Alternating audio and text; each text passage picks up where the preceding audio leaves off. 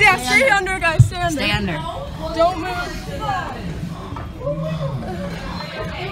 Yeah.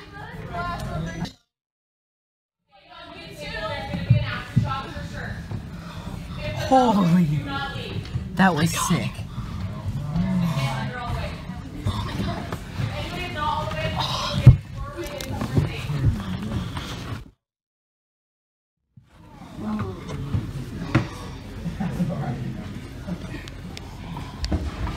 Is the doorway safer? No. I'm calling my mom. Oh my god. Emergency alert, tsunami danger on the coast. Go to high ground or move. Okay. Well, we don't get tsunamis though here. We don't get tsunamis here. But in Seward. Yeah. As we go through this situation, thank you. Oh my god. Oh my god. We're gonna die. We're gonna die.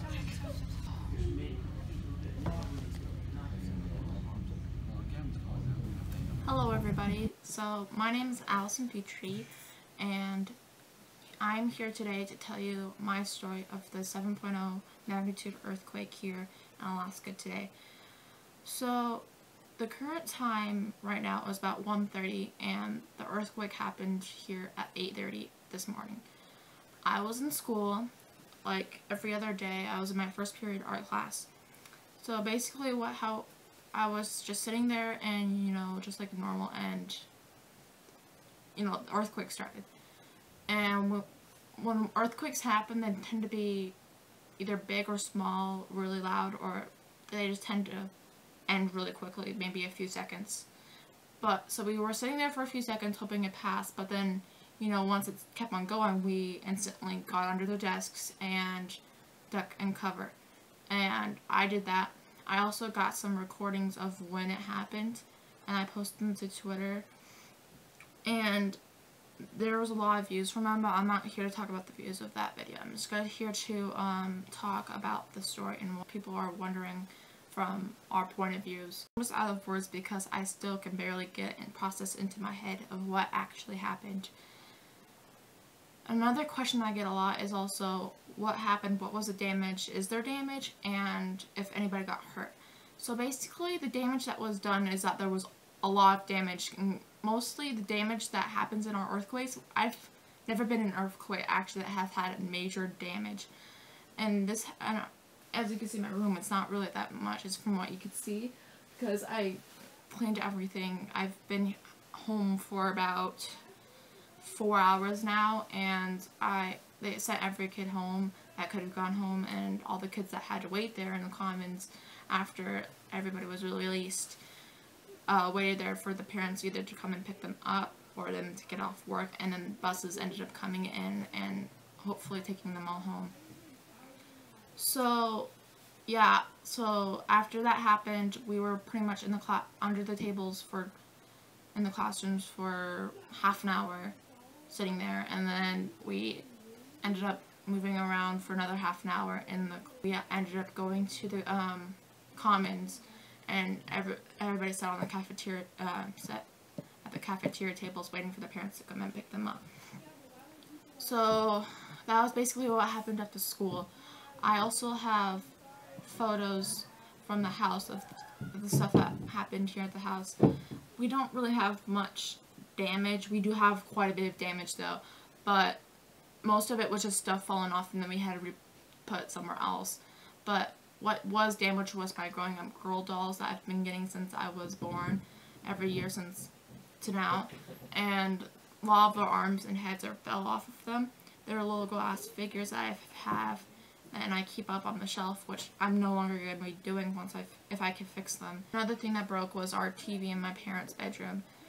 There's no cracks you could really do. There's a dent on the top of it, and you can't really see cracks until you turn it on, and you see all those like little lines and stuff, and I'll have a photo that I'll insert of that. And it's just crazy of what happened. There's still places and things that are trash. I have to set all my glass stuff on the floor because we still get constant shakes and stuff like that. And I don't want to trust it. I have to change all of my stuff in my room now, because if I have all my books stacked up, they're all gonna fall over, like on the side. So I stacked them up shortly, so they won't go falling over. So I won't have to fix that again. Our water is not running really well.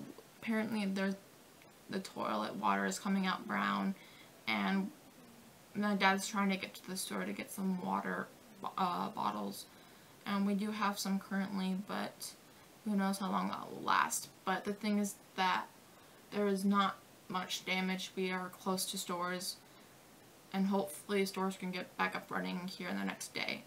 And he's going to try to get some food right now, but we're not 100% sure that we're going to be able to get it.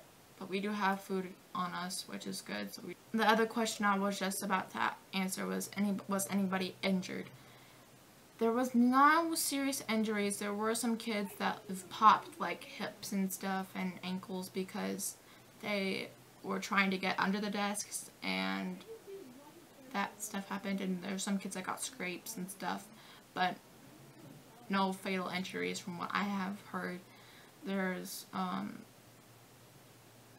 school that's in our district that actually had a fire start, so they had to evacuate the kids because some gas leaked or something, and some fire ended up starting. I don't know how that happened, but it was really really scary. There's also, in our school, there was the tiles in the ceilings either fell off, and then there's also the metal frames that hold those tilings up there are hanging from the ceilings. And the worst place is in the main stairway that they had to block off, and also in the girls' bathroom, which they also blocked off too.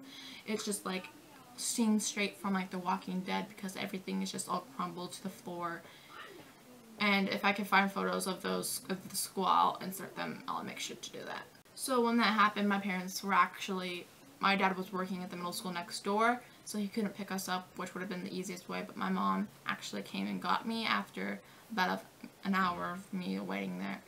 And the dog, the main thing I was worried about was the dog, because he cannot handle stuff. He's a little puppy that just shakes all the time.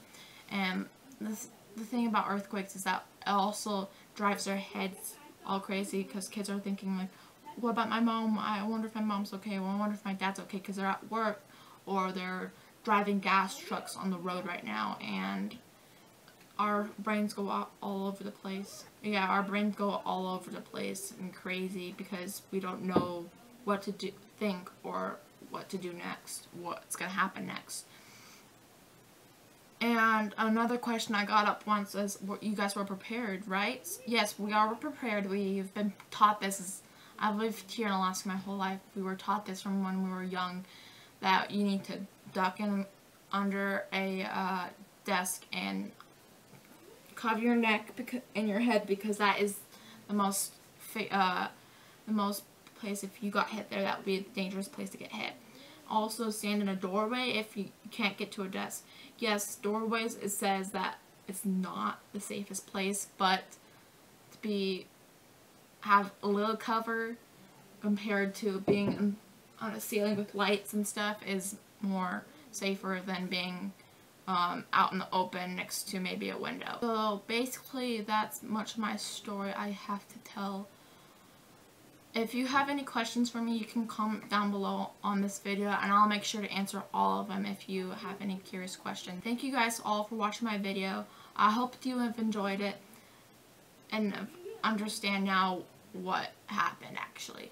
And if, like I said, if you have any comments or questions, ask them below. And if you want to give this video a like, I hope you guys all have a great day and stay safe out there. Bye guys. Peace.